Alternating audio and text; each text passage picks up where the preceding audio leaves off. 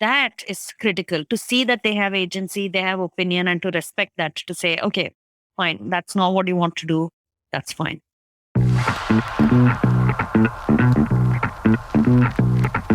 You're listening to the That Dog podcast, the show that brings you life lessons from dogs, shared by the people who love them most. I'm your host, Harriet Alexander, here to discover another That Dog story.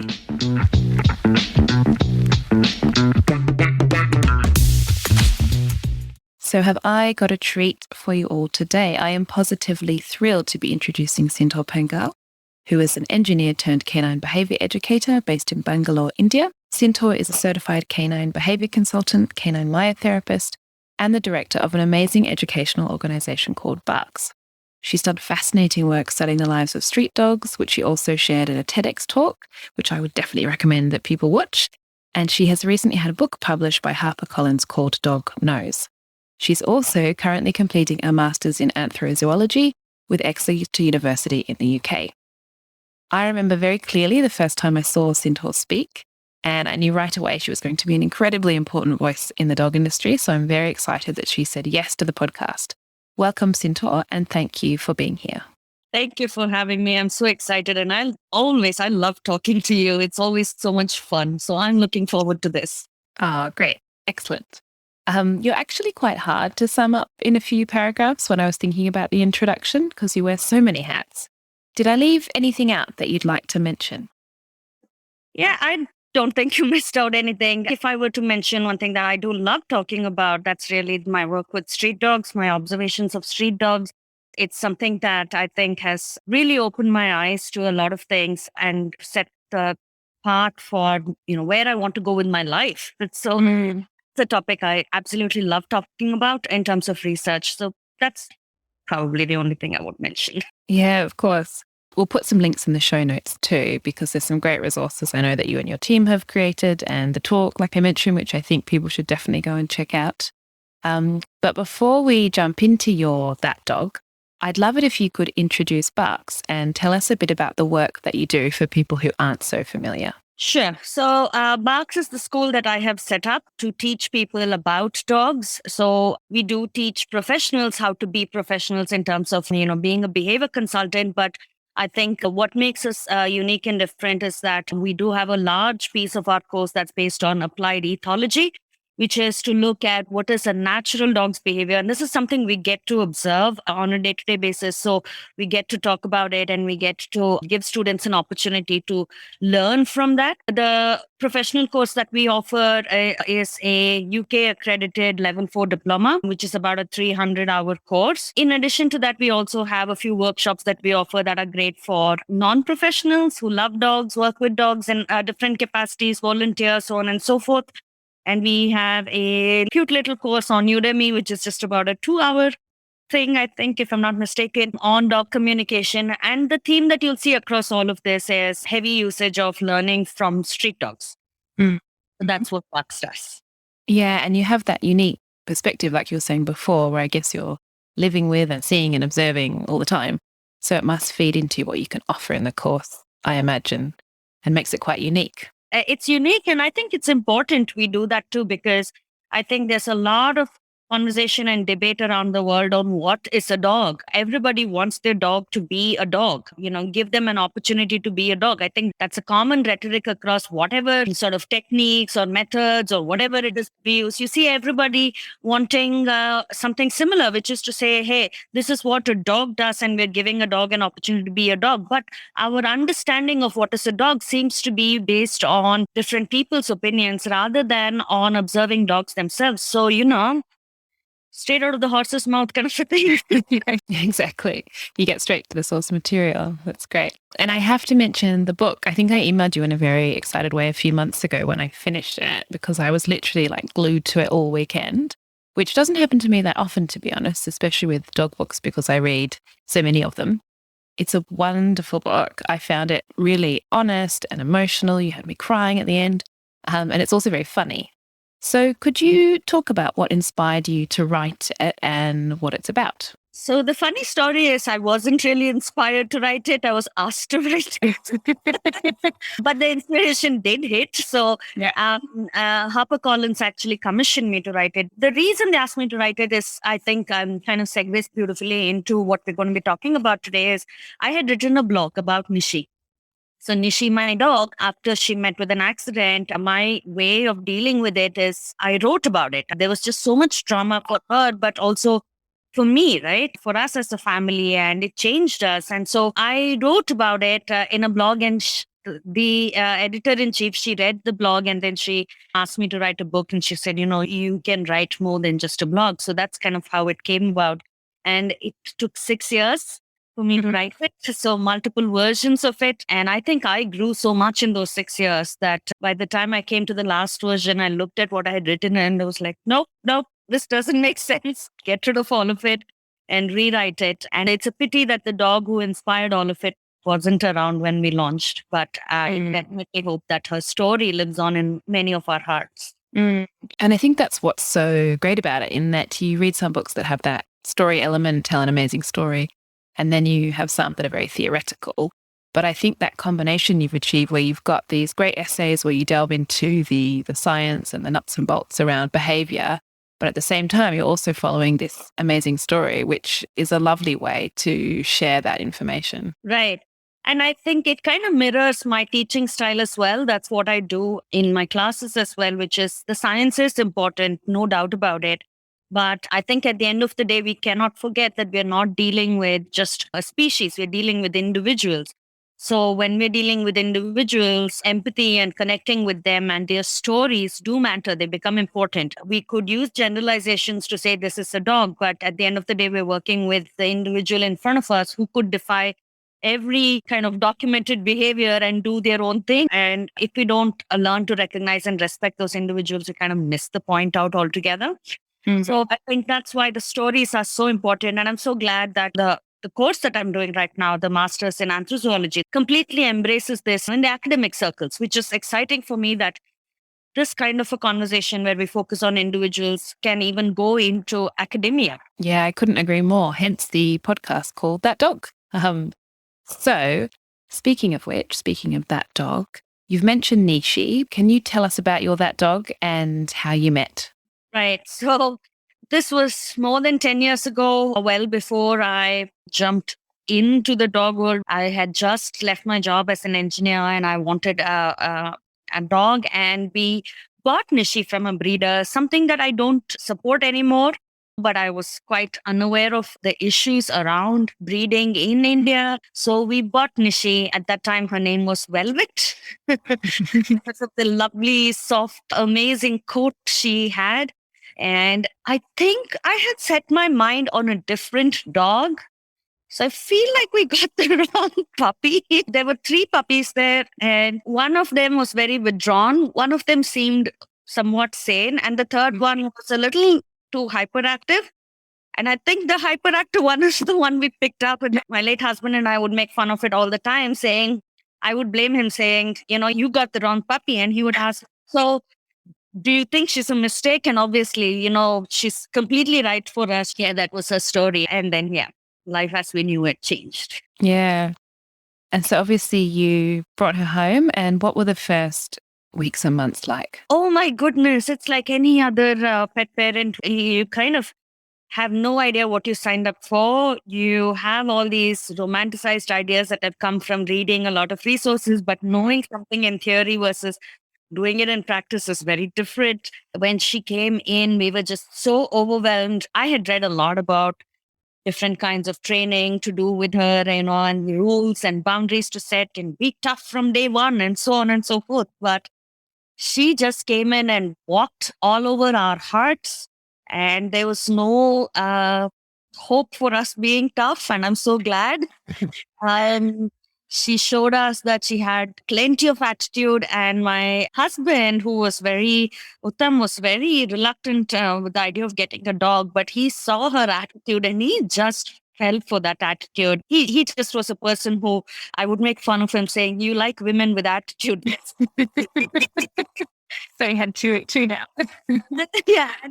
This one came along. So 3 But I think that's when I got a little nervous. I was Mm. not sure, I'm not able to set any boundaries. I'm not able to do anything that's there in the book. To me, I think this is something that we need to be mindful of as professionals. A lot of times people are given advice to do things that go against the grain of their caretaking, their affection. It's Mhm. fundamentally in us to be caring and affectionate with little baby animals or babies, and to have to adhere to rules where you're not allowed to show that because that's the right way to do it. Do not comfort them when they're crying. Do not give them company when they're sleeping. These kind of things get very tough and it's very stressful. Mm. And now we know that they're not good for the dog either, right? So I think that's where I was stuck at, which is, oh my God, I'm not able to do all these things. I'm giving Mhm. in to her cute looks, and I felt guilty about it all the time. I wish I knew better. I would have enjoyed that phase. Yeah. But it's so true. I think, you have that instinct to nurture, which for most people feels as natural as anything. And like you say, you've got this small animal, and then you're hearing these other voices and, like you say, everything that you're reading. And I think people experience this a lot. All these voices saying, oh, no, you can't do that. You can't spoil the puppy. It's going to cause all these problems. And I think you're totally right. It causes a lot of conflict internally. And then I guess for the dog, it's also potentially creates a lot of inconsistency for them as well. Yeah, absolutely. And it's an instinct for a reason, right? It's built into all animals.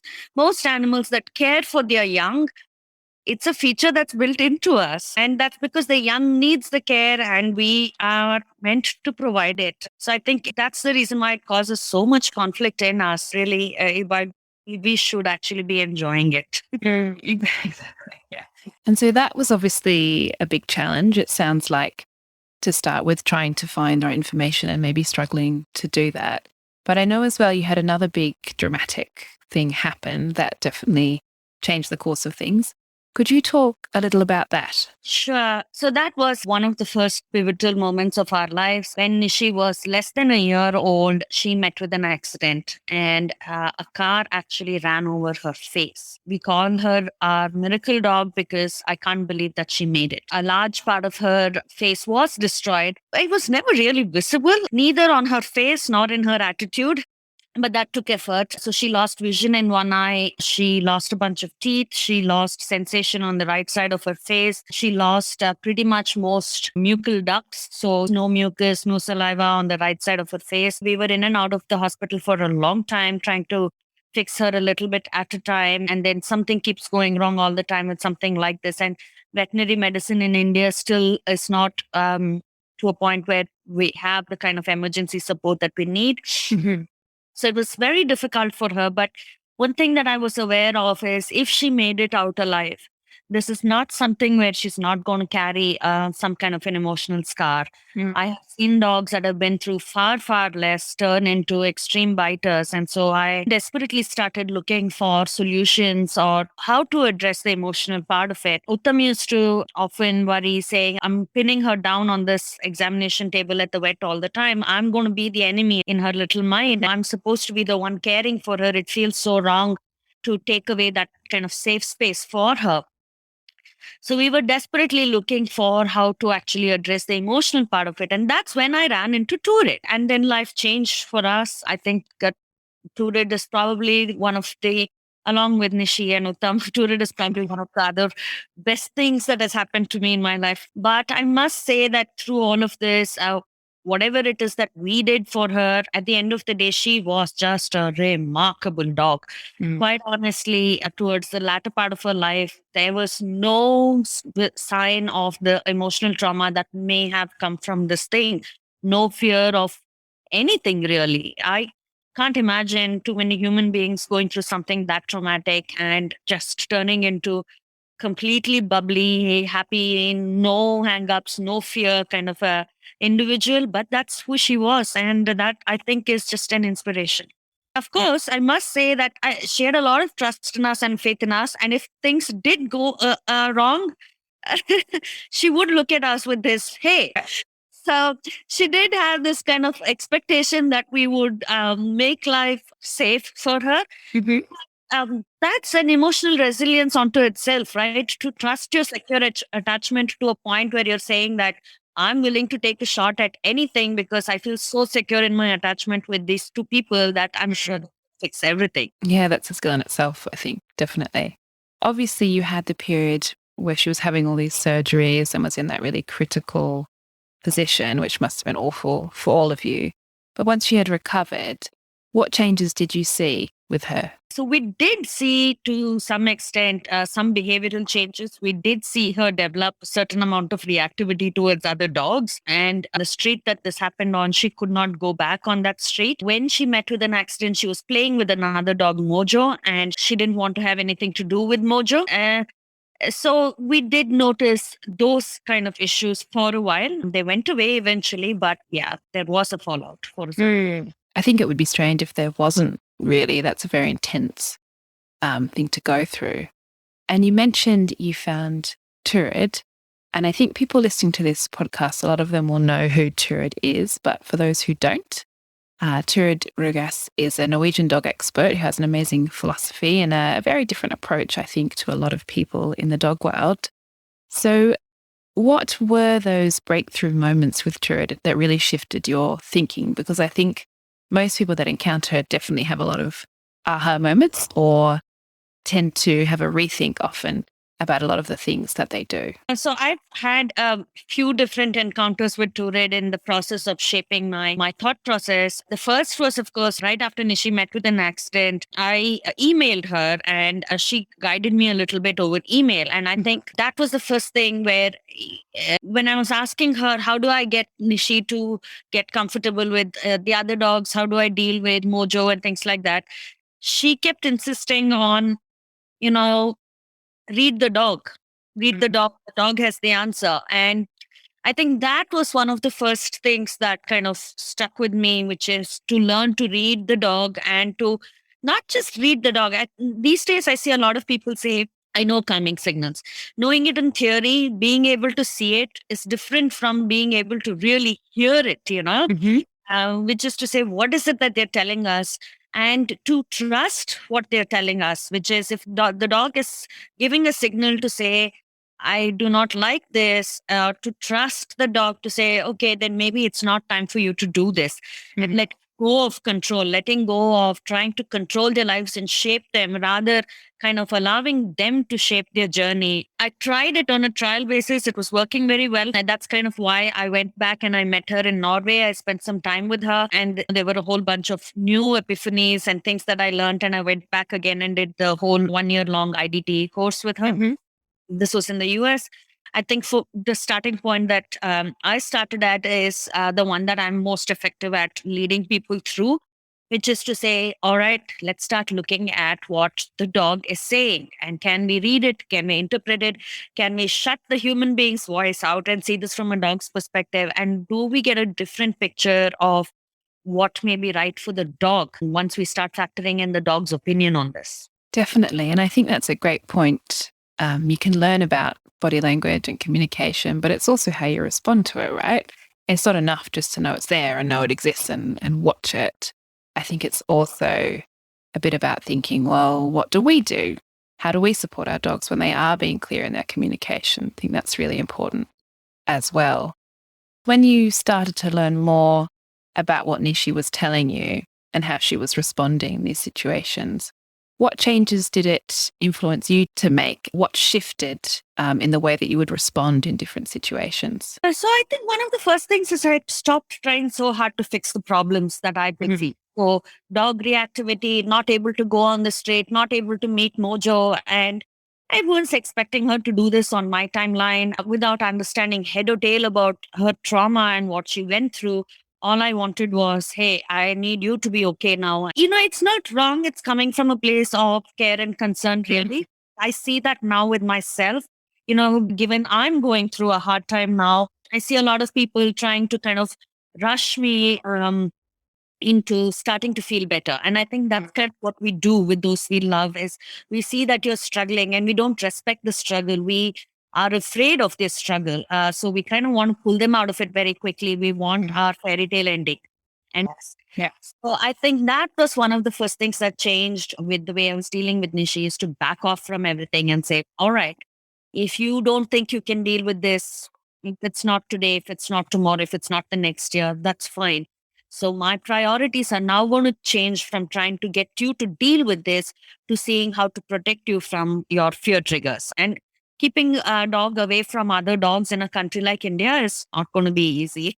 So we had to find new walking paths. We had to find new tactics and techniques, new timings to avoid dogs in general.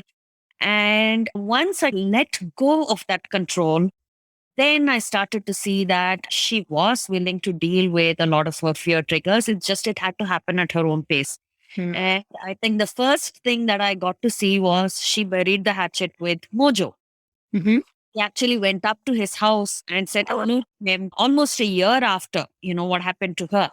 And I think that was very humbling for me to realize that it's okay. It's okay to let go of control. You don't have to have an end goal. So dealing with fear, I think, was one of the very first things that I learned in Turid's way. And I saw how powerful it was. Mm. It makes me think of it was a part in your book actually that really struck me, which was around understanding and respecting that most animals, and I include people in that, have an inherent desire to confront, maybe confront's not the right word, but deal with and find a way to work through their fears. And I think that's a really important thing to think about, the fact that Nishi did try on her own terms to deal with them and to face them, that she had a desire to deal with it.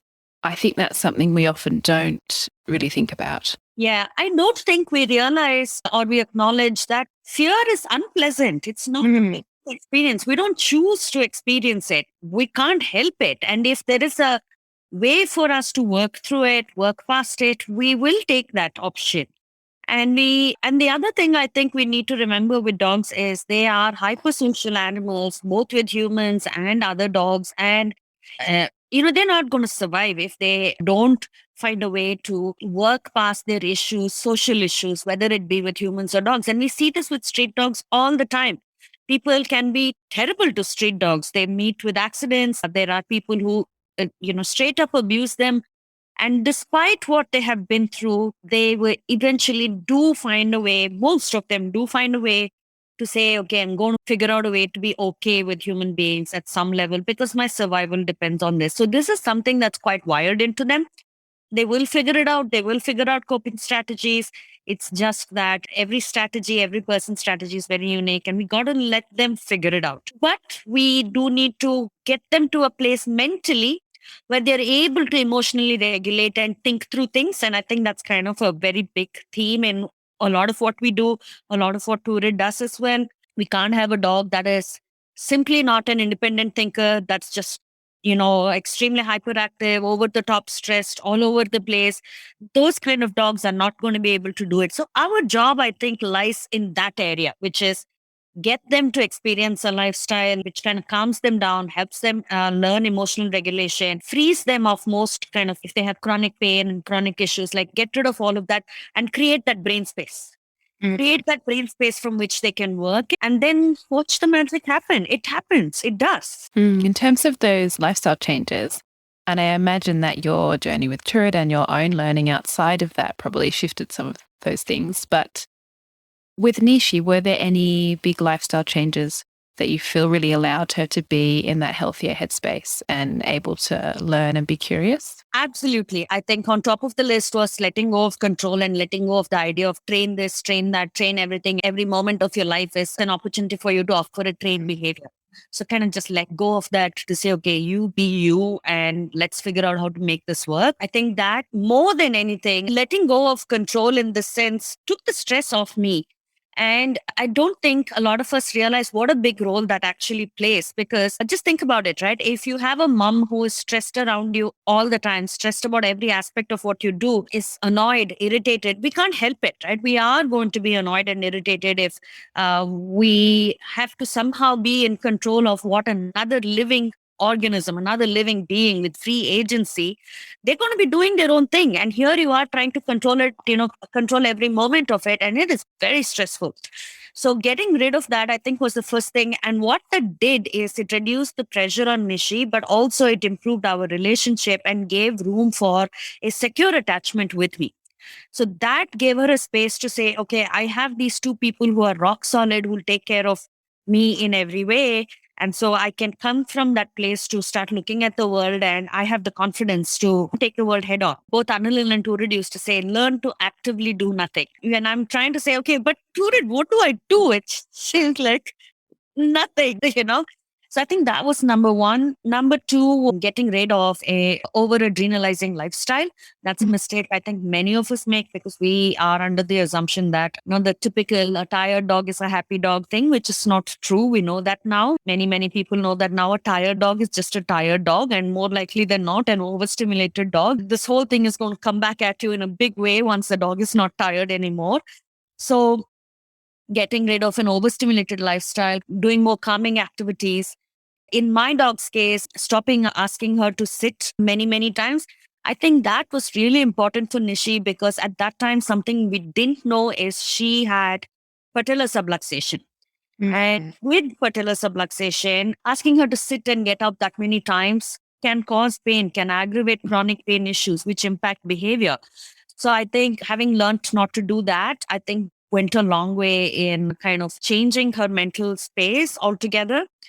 And then the last thing I think that really did make a difference is learning how to do leash walks differently. Oh my God, those were stressful for me. She's this big, strong dog pulling, and busy India. The streets are busy. I have fallen flat on my face several times. So learning how to do the walk differently, I think really, again, reduce the stress on me. And I can't begin to emphasize enough, when we take the stress away from ourselves in the way we care, we provide better care. How did the walks change? So if people are listening and going, I want better walks, what does that involve?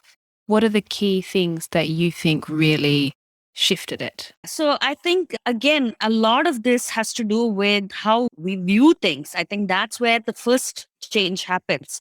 So with walks, I had to change the picture in my mind of what a perfect walk for a dog was. A perfect walk is not one where the dog is standing right next to you and walking at your pace and doing everything that you ask the dog to do, and able to handle every situation, like an ice queen. That's really not what a perfect walk is. I've seen a lot of people tell me, hey, I have seen this dog that is walks even without a leash so obediently next to this person, doesn't look left, doesn't look right, is just walking next to this their master, right? And that's the paradigm that we need to shift. It is a dog that is out to explore, and a dog with good mental faculties in a healthy headspace is one who has a healthy amount of curiosity, is going to be looking at the world around, but also looking at the world around and examining the world deliberately, slowly, thinking about it. Now, the walks that we have and the ones that I encourage people to do is, number one, pick a place or a time that is calm. This is very important for many of us who live in cities. Pick a place and time that is as calm as possible. Do the walk as slow as possible. Try to see what you can do to encourage the dog to slow down and sniff, because they need to be paying attention to the world around them. It does amazing things to their muscles and their brain when they're slowly sniffing and exploring, checking things down under a plant, under a car. Those kind of movements are just excellent functional movements as well. Um, and then we've moved to a long leash and a harness. So that really helps. And our expectation, we're not expecting the dog to do what we want. Rather, we are allowing the dog to do what they want and supporting them in terms of providing safety and providing the right place. So the book does cover this as well, right? Talking about how we do leash works, that's different. Change the mental picture of what it is. What is a good walk? And then I think from there things change. Yeah, because we can get into that autopilot, can't we? This is our walk. This is where we go. I have this amount of time. And it's like a military operation, which is not very fun for anyone. And it made me think as well, I think there is a shift happening in terms of this kind of training, which is great. But I think in the past, there's been so much stuff about if your dog's worried about something, get their attention on you or stop them looking at the thing that they're worried about, which actually makes no sense, because if you're worried about something, being asked not to look at it is really difficult and often much more stressful. So I think this shift that I've seen happening in quite a few spaces away from that is quite a positive thing as well. Yeah, absolutely. And I ask people this, right? When people say this, I tell them, think of something you're afraid of and tell me if you'd be comfortable with not knowing, not looking. I mean, I am terrified of reptiles with legs. And if there was a big lizard here and I knew it was right here, but I wasn't allowed to look at it, oh my God, I would be miserable. We want to be aware of where it is, what it is, and to be able to deal with it. Incidentally, I'm having to learn to cope with it because, when Uttam was around, he was my knight in shining armor. He would rescue me from Amazing. from yes. But he's passed away, so I have to learn how to deal with my life on my own, which includes all these little things. They sound silly, but I think learning to deal with your fear triggers is very difficult, no matter what it is, whether it's a silly little reptile on the wall or it is, financial security or whatever it is, right? They are difficult.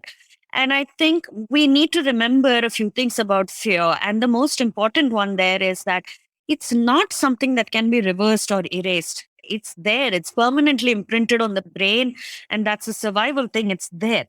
At best, we can learn to cope. There's another way we can deal with it. And that's what we're trying to figure out. And how one goes about doing it often requires us to be aware of these triggers, see where they are, and we're thinking through it, right? I can see my dog doing that, standing at a distance, looking at it and thinking through it, saying, okay, I'm watching you for a while. You don't seem to be hurting. You don't seem to be moving that fast. I'll take another step towards you. Okay, you still haven't attacked me. I'm going to think about this a little bit more. And then at some point, they're going to say, okay, no, I think I'm done for today. I'm going to go back. I'll come and have a look at this tomorrow. And that's the other part of it. We need to go and sleep over it because the brain processes this in our sleep and puts this in perspective. So dreaming is required, sleeping is required.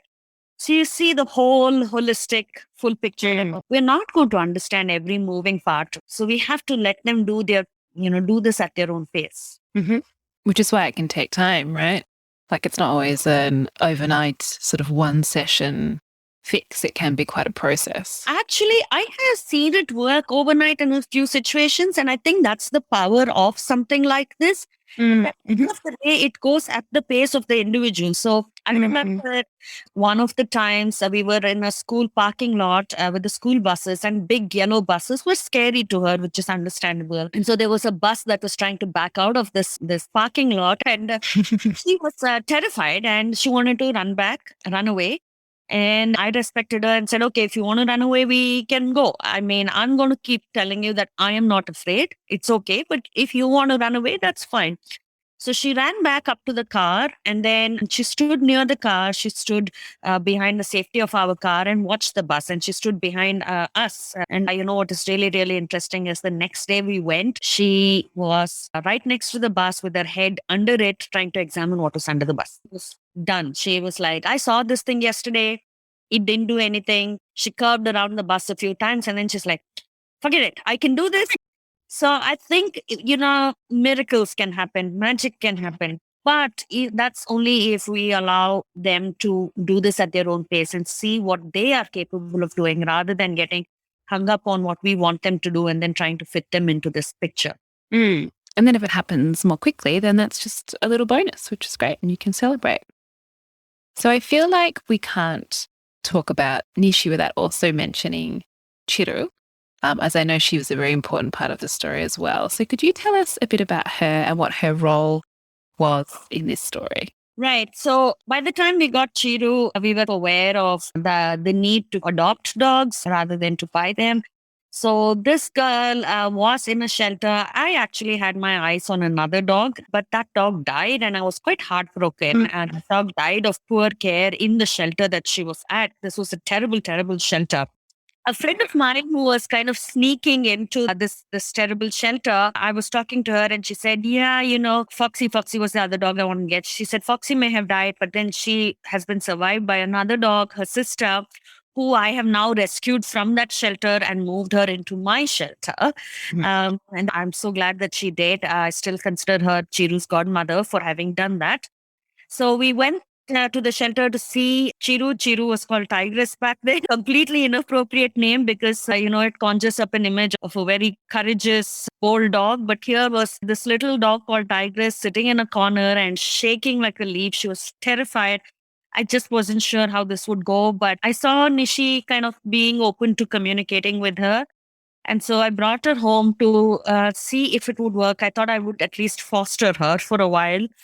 Um, and the first few days were kind of crazy. Chiru won't come into the house. We had a garden back then, and she just dug herself a little hole and she sat in the hole and she just won't come into the house.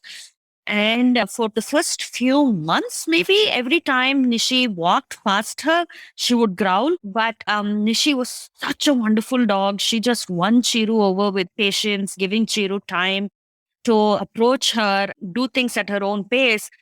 And I think that kind of really showed us what Nishi was capable of. The first few years, I was so obsessed with trying to get Nishi to be what I wanted her to be that I couldn't see what she was capable of, that I couldn't see that she had the ability to bring a dog out of their shell. I don't even want to imagine what Chiru went through the first 7 months of her life in that terrible shelter. I do have some ideas and my mind doesn't want to go there. To have brought a dog like that out of her shell, and Nishi did that multiple times to multiple dogs. And right up to the point that Nishi died, she was kind of the guiding star for Chiru. Chiru looked at her for reassurance all the time. And Nishi provided that. She provided that for so many dogs. And I think watching these two dogs together really has been very humbling for me, to tell me that there is another reality out there that is theirs. It's a dog's reality, it's their life. And they have this whole thing outside of us that we may not fully understand. We just need to respect it. And the best we can hope for in our lifetimes is if we can understand better what they're doing and we can develop that fascination for it, we're lucky for that. Mm-hmm. And it's so wonderful to watch the conversations they have, isn't it? Absolutely. So now every time I see Chiru in the presence of another dog, I get the camera out. I try to get this on film because I can watch it forever to see how they go shake the world around. And since you brought this up, this is a fresh news story that I must share with you. So recently at this farm stay, just a few days ago, and the farm by my count had about 8 dogs, I think. 7 of who were quite interested in being friends with this little Chiru of mine. One dog, Bhishma, was not interested in being friends with her and kept growling at her every time she kind of went close to him. What does Chiru want? She wants to be friends with just that one dog. Every other dog, she either scared them or got into a fight with them or ran away from them. She didn't want to have anything to do with any other dog. But with Bhishma, I have this video where she's dancing in front of him, trying her best to impress him. And this is hilarious because he's just sitting and watching her, looking very disinterested. And she's looking desperate to impress him. Like, it looks like she's wearing stilettos and dancing in front of him.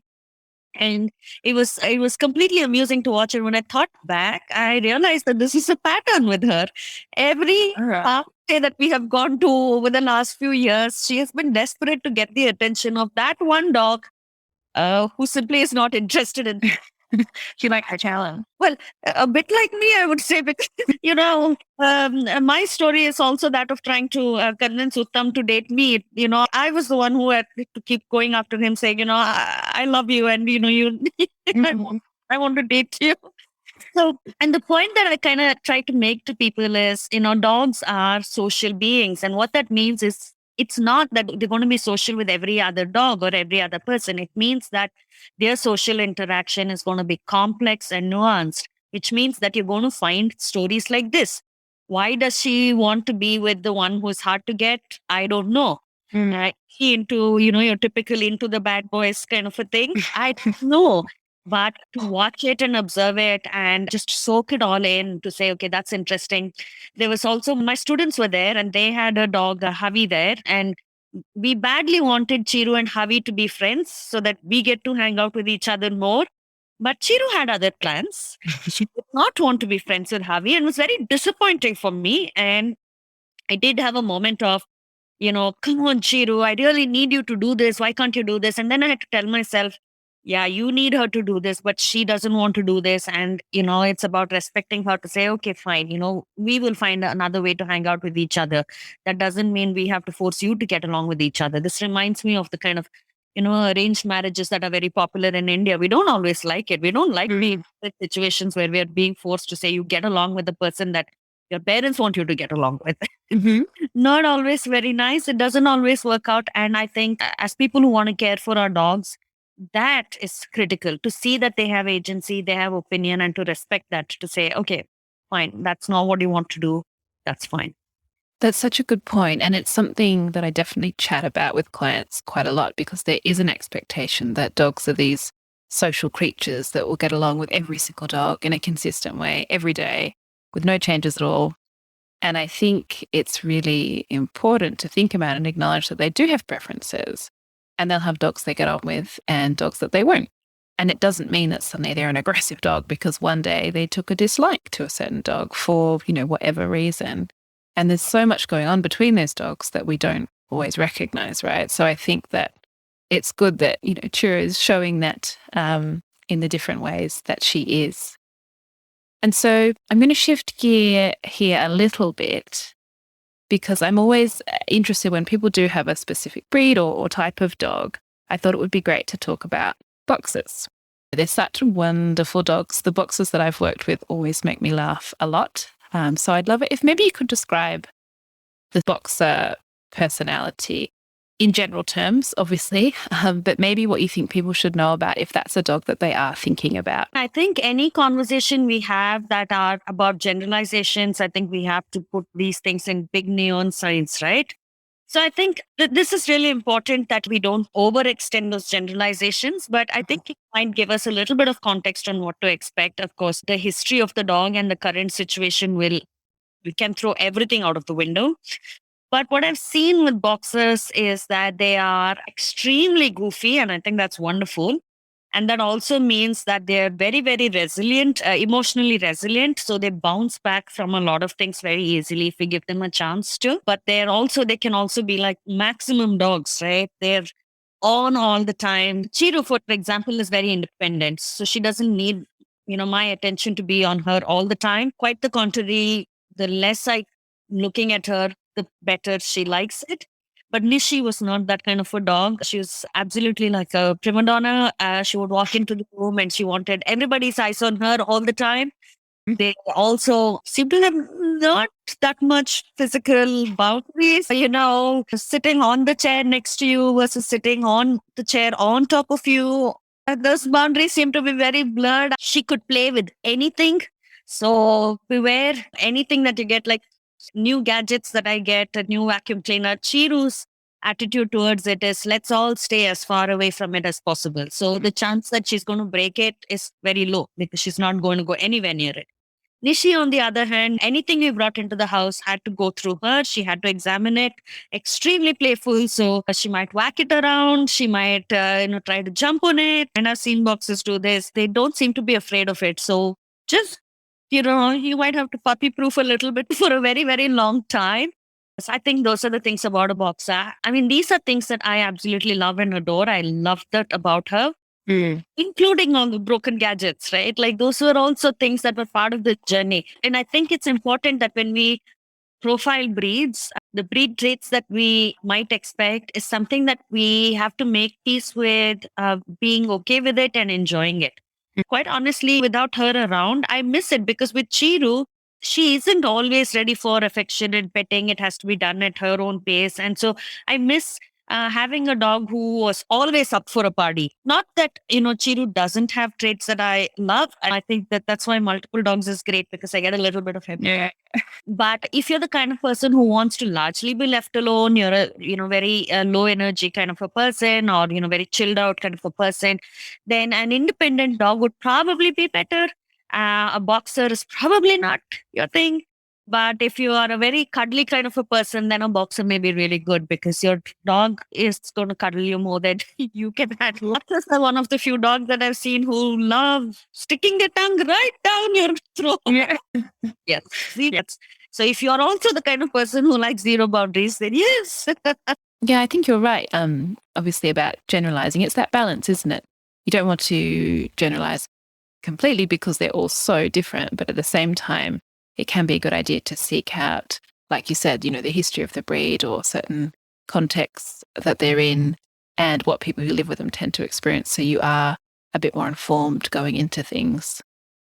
And so we talked about the changes that you made in terms of the way you were approaching Nishi and your work. And obviously, Nishi and Churu have had a lot of impact on you in terms of professional changes. But I wanted to ask as well, what impact did Nishi have on you as a person? A lot. Quite honestly, I think it's going to take me another book to write that. Changed me entirely. I was I've heard the Americans use this phrase a lot, which is a type A personality, right? Sort of working in American corporate. I wanted to be the youngest CEO in my company, those kind of ambitions, And along with that, this idea of having to control everything. Everything had to be done a certain way. And that's kind of what you need if you want to be on the fast lane. Everything needs to be predictable and controllable.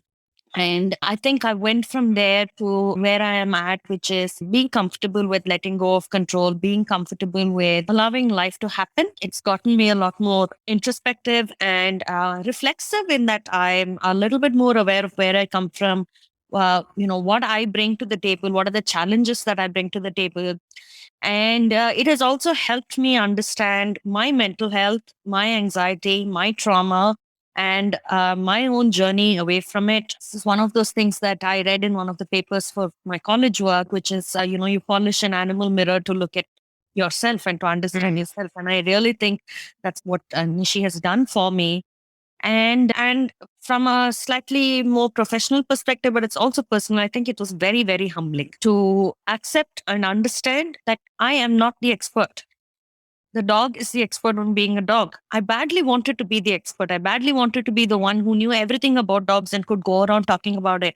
But I think it changed it around. And now I really recognize and understand that a dog is the expert on being a dog. At best, I can hope to be a spokesperson for them and hopefully tell their story and tell their perspective. So that's really the only role I can get to play. And I think that is hugely humbling and it changes the way you live life itself. Yeah, that's wonderful.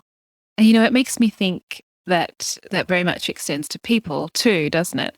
Often the way we treat people can be the same and we forget that they're the experts of their own experience. Absolutely. Absolutely. I think that's been kind of a big, big thing. And a lot of people do experience it who come to learn with me as well. They will often say that workshops and our diploma is life changing. And what they mean by that is they're learning the idea of empathy. They're learning the idea of listening to another without judgment and with the acceptance that, like you said, they are the experts of their own lives and everybody has a story and people are struggling with what they are going through and making room for that and taking a moment to understand that. Where are you coming from? I mean, I hate what you've done to me. I hate what you've done to my loved ones. But can I take a moment to understand where you came from? I might still continue hating you or being angry with you, but can I take a moment to understand where you're coming from? And it brings a little bit of peace with the conflict that we have with people. It brings a little bit of peace in our own hearts and makes it a little easier. Life is full of conflict, and so if there are things that can make it a little easier on ourselves to carry all these negative feelings that we have, I think it can go a long way. Now I'm beginning to sound like a cookie. Not at all. I think you're spot on. And I think what you're talking about is kind of empathy. And I think that word is used a lot. You see it everywhere, especially around dogs. But I think in your work, what I've seen from my perspective is that it is a really strong thread, which is properly explored as opposed to just a word that's thrown around and then not really thought about. Yeah, it is experiential. And once you start experiencing it, it is transformational. So you will feel the pull within you. There's a lot of old habits that need to be gone. And there's a lot of discomfort with the idea of accepting that you're not in control, that you don't understand everything. There isn't like a single truth that you're trying to understand. This is right and wrong. This is black and white. We're so used to the idea of looking at the world through this lens, and to take a step back, it's disconcerting to feel that there may be a part of the world, pieces of experiences that you simply do not or cannot understand, and you have to be okay with it and still deal with the world that is full of all of this. It's very disconcerting. Extremely, yeah. And so, Sindhoor, do you have a final piece of advice or something that maybe we haven't touched on already that you'd like to share? I don't know if I could call this advice, but I can definitely tell you that I think the journey for me started with learning how to read dogs and learning their language. And I think at the heart of it, what that means is learning to listen, right? And eventually, when we deal with other living beings, I think it always boils down to that. We're all good at pushing our ideology. And as the world grows, we're getting better and better at sort of marketing our ideas. So we know how to shove our ideas down others' throats, and it's now an industry. But I think the part that we're missing, and I think the world needs this, is how to listen. And for many of us, dogs are probably a better starting point than human beings. We find it easier to listen to them. And so maybe that's a starting point. And for some others, they'll probably find different starting points. And it's really an art. It's something that you get better and better and better at. I will never claim that I'm so good at it that I don't need to learn anymore. And just like Turid says, shut up and observe. Learning how to shut up a little bit more, learning how to listen a little bit more, I think can start off a great, great, great journey. And if anybody does, please reach out to me and tell me about your journey, because this is the bit that is really exciting for me. I think it's life-changing. Yeah, absolutely. And I think we're talking about dogs, but actually this is very applicable to everything right now, especially. So that's brilliant. Thank you. And if people want to learn more about you and your work, where can they go to do this? Our website, www.barcs.com. I think that's a great starting point. We're on pretty much most social media, Facebook and Instagram and YouTube. I do have a website called Lives of Streeties. That's a little outdated right now, but we will keep updating it with street dog stories. So if that's of interest, that's a good place to go. And of course, my book, Dog Knows, that has most of my ideas there. So it's a great place to go as well. Yes, absolutely. And like I said, I would highly recommend people give it a read because it really is a great book. I enjoyed it immensely. Well, I'm sad to say goodbye because it's always so great to talk to you. I love our conversations and I really appreciate you sharing Nishi's story with us. I think she was an absolutely incredible dog and there's so much to learn from hearing more about her. So thank you again for your time and for joining us. It's been an absolute pleasure to speak with you. Thank you for having me. I love talking about dogs. I love talking about Nishi. That's the reason the book exists, because I really do like telling their stories. So thank you for giving me a chance to do that. Thanks for listening to the That Dog podcast, hosted and produced by me, Harriet Alexander of All Dogs Are Good. You can find out more about my work by visiting alldogsaregood.com. Make sure to subscribe to the podcast on Spotify, Apple Podcasts, or your favorite platform. And if you enjoyed the show and want to hear more, leave a review. It really does help the podcast. And now it's time to go and learn from your dog.